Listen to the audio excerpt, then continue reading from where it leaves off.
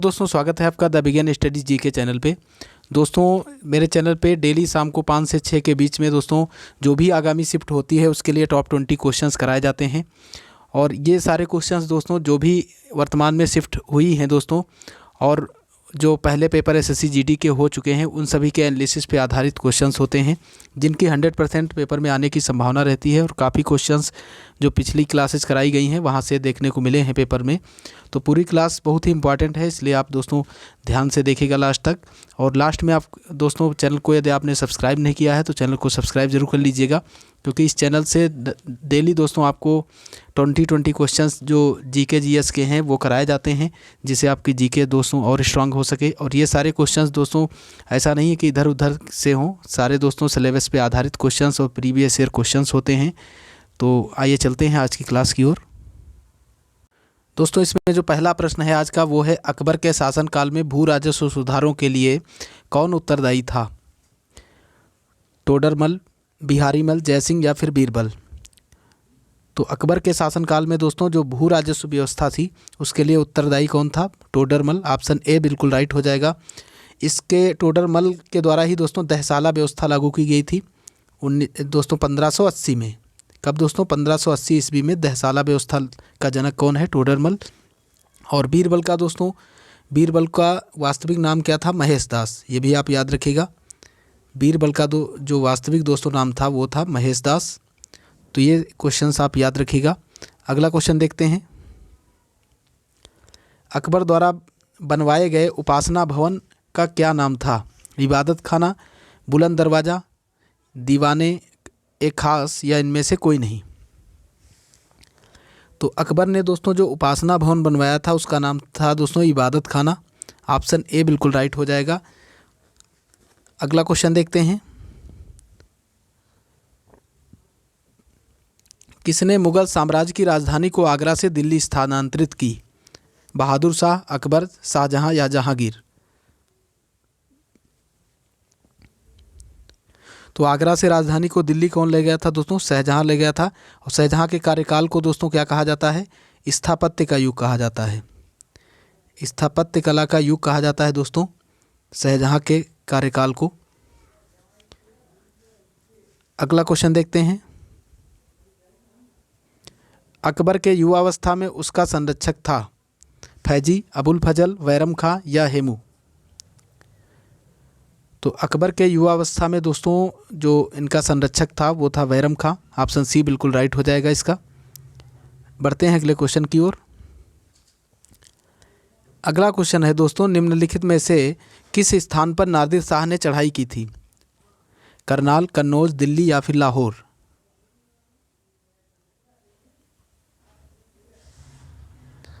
किस स्थान पे दोस्तों नादिर शाह ने? तो इसका जो राइट आंसर है वो हो जाएगा दोस्तों नादिर शाह दोस्तों दिल्ली पर इसने चढ़ाई की थी। कब की थी दोस्तों? 1739 ईस्वी में मोहम्मद शाह रंगीला के समय। मोहम्मद शाह रंगीला का उस समय शासन था। और ये दोस्तों जो नादिर शाह था ये भारत से दोस्तों कोहिनूर हीरा और दोस्तों मयूर सिंहासन, याद रखिएगा, मयूर जो सिंहासन था उसे भारत से ये ले गया। अगला क्वेश्चन देखते हैं। किसने ऐसे बाग बगीचे दोस्तों जिसमें बहता पानी हो के निर्माण की परंपरा की शुरुआत की थी? किसने दोस्तों ऐसे बगीचे बनाए थे जिसमें पानी चारों तरफ बहता हो? तो ये दोस्तों बनवाया था बाबर ने। ऑप्शन ए बिल्कुल राइट हो जाएगा इसका। अगला क्वेश्चन देखते हैं। राजा बीरबल की उपाधि किसे दी गई थी? बनमाली दास, राजा भगवान दास, महेश दास या इनमें से कोई नहीं? तो राजा बीरबल की उपाधि दी गई थी दोस्तों महेश दास को। ऑप्शन सी इसका बिल्कुल राइट हो जाएगा। अगला क्वेश्चन देखते हैं। किस मुगल शासक का 2 बार राज्याभिषेक हुआ? शाहजहां, औरंगजेब, अकबर, जहांगीर? तो दोस्तों औरंगजेब का 2 बार राज्याभिषेक हुआ था। ऑप्शन बी इसका बिल्कुल राइट हो जाएगा। अगला क्वेश्चन देखते हैं। अगला क्वेश्चन है दोस्तों, शेर शाह सूरी का मकबरा कहाँ स्थित है? लाहौर, दिल्ली, आगरा, सासाराम? तो शेरशाह सूरी का मकबरा स्थित है दोस्तों सासाराम में, जो कि बिहार में स्थित है। कहाँ स्थित है दोस्तों? बिहार के अंदर स्थित है। ऑप्शन डी इसका बिल्कुल राइट हो जाएगा। शेरशाह सूरी को दोस्तों इसका जो बचपन का नाम था वो क्या था? फरीद खां। क्या था दोस्तों? फरीद खां इसके बचपन का नाम था। और ग्रांड ट्रंक जीटी रोड का निर्माण भी इसने करवाया था। और पट्टा और कबूलियत की जो व्यवस्था थी वो किसने चलाया था दोस्तों? इसी शेरशाह सूरी ने। अगला क्वेश्चन देखते हैं। अकबर का राज्याभिषेक कहाँ हुआ था? कालानौर, सीकरी, आगरा या इनमें से कोई नहीं? तो दोस्तों अकबर का राज्याभिषेक हुआ था कालानौर नामक स्थान में, जो कि पंजाब के अंदर पड़ता है दोस्तों। कहाँ पड़ता है?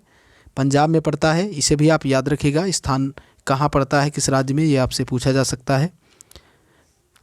और बुलंद दरवाज़ा का दोस्तों निर्माण अकबर ने करवाया था फतेहपुर सीकरी में, गुजरात विजय के उपलक्ष्य में 1601 ईस्वी में। ये क्वेश्चन काफ़ी बार पूछा जा चुका है, इसलिए आप याद रखिएगा। अगला क्वेश्चन देखते हैं। संविधान सभा के सम्मुख किसने संविधान की प्रस्तावना को प्रस्तावित की थी? सुभाष चंद्र बोस, पंडित जवाहरलाल नेहरू, स्वामी सहजानंद, महात्मा गांधी। तो संविधान सभा के सम्मुख प्रस्तावना को किसने रखा था दोस्तों? पंडित जवाहरलाल नेहरू ने। ऑप्शन 20 का बिल्कुल राइट हो जाएगा। अगला क्वेश्चन देखते हैं। स्थानीय एमपी तथा एमएलए गण निम्नलिखित में से किसके पदेन सदस्य होते हैं? जिला परिषद के, पंचायत समिति के, ग्राम पंचायत के या सभी?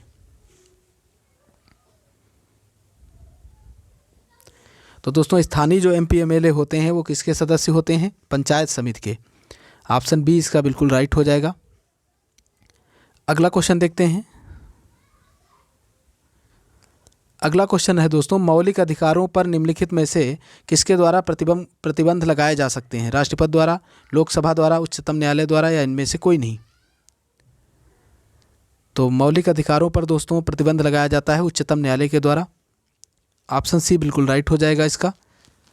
और मौलिक अधिकारों का वर्णन है दोस्तों अनुच्छेद 12 से 35, आर्टिकल दोस्तों 12 से 35 के अंदर दोस्तों इनका वर्णन पाया जाता है। और कितने दोस्तों? 6 मौलिक अधिकार हैं वर्तमान में। 7 थे पूर्व में दोस्तों, जिसमें संपत्ति का मौलिक अधिकार को वैधानिक अधिकार की श्रेणी में रखा गया। अनुच्छेद 300 का में दोस्तों 300 का में उसको रख दिया गया, 44वें संविधान संशोधन के द्वारा रखा गया। तो ये सारी चीज़ें आप याद रखिएगा। अगला क्वेश्चन देखते हैं। निम्नलिखित में से किस क्षेत्र में स्थानीय निकायों पर राज्य सरकार का कोई नियंत्रण नहीं है? नियम निर्धारण, कर्मचारियों के प्रकरण, आर्थिक प्रकरण या नागरिकों की शिकायतें? तो नियम निर्धारण दोस्तों, ऑप्शन ए इसका बिल्कुल राइट हो जाएगा। स्थानीय निकायों का दोस्तों नियम निर्धारण पर कोई नियंत्रण नहीं है। ऑप्शन ए बिल्कुल करेक्ट है इसका। अगला क्वेश्चन देखते हैं। अगला 15 नंबर क्वेश्चन है दोस्तों, लोकप्रिय प्रभुसत्ता का समर्थन किया था रूसो ने, जॉन लॉक ने, थॉमस हॉक्स ने या टी.एच. ग्रीन ने? तो लोकप्रिय प्रभुसत्ता का समर्थन किया था दोस्तों टी.एच. ग्रीन ने। ऑप्शन डी इसका बिल्कुल करेक्ट हो जाएगा। बढ़ते हैं अगले क्वेश्चन की ओर। गैर संस्थागत वित्त प्रदान करने वाले सबसे लोकप्रिय साधन हैं देसी बैंकर, महाजन, व्यापारी या सहकारी बैंक? तो दोस्तों गैर संस्थागत जो वित्त प्रदान करते हैं उनके लोकप्रिय शासन कौन से हैं दोस्तों? साधन कौन से हैं? साधन होगा दोस्तों महाजन। ऑप्शन बी इसका बिल्कुल राइट हो जाएगा। अगला क्वेश्चन देखते हैं। अगला क्वेश्चन है, भारत में सहकारिता आंदोलन का प्रारंभ कब हुआ? भारत में सहकारिता आंदोलन का प्रारंभ कब हुआ? तो ये दोस्तों हुआ 1904 में, 1904 ईस्वी में हुआ। ऑप्शन ए इसका बिल्कुल राइट हो जाएगा। और यदि आपसे पूछा जाए भारत में नवीनतम दोस्तों, नवीनतम मंत्रालय कौन सा है? नवीनतम मंत्रालय कौन सा है? तो ये भी दोस्तों सहकारिता मंत्रालय ही है, आप इसे याद रखिएगा। और प्रथम सहकारिता मंत्री कौन है दोस्तों? अमित शाह जी। अमित शाह जी बने हैं दोस्तों प्रथम सहकारिता मंत्री। अगला क्वेश्चन देखते हैं।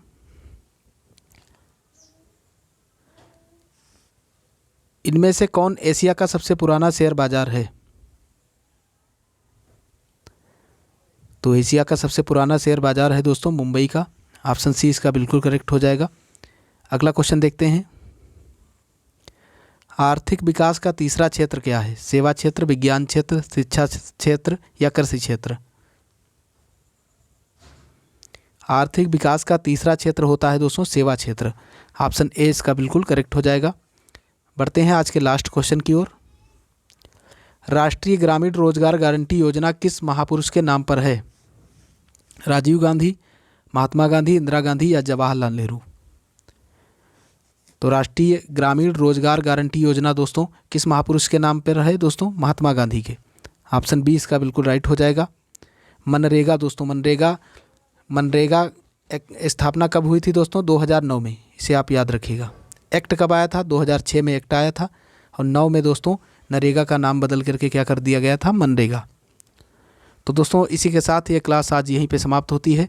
आशा करता हूँ दोस्तों क्लास आपको पसंद आई होगी। यदि क्लास आपको पसंद आई है तो आप दोस्तों इसे लाइक कीजिए और चैनल को सब्सक्राइब कर लीजिए और दोस्तों ज़्यादा से ज़्यादा लोगों के पास शेयर कीजिए ताकि चैनल को और ज़्यादा मोटिवेशन मिल सके और आपके लिए और ज़्यादा बेहतर प्रयास किए जा सके चैनल पर। तो पूरा वीडियो लास्ट तक देखने के लिए आपका बहुत बहुत धन्यवाद। जय हिंद, जय भारत।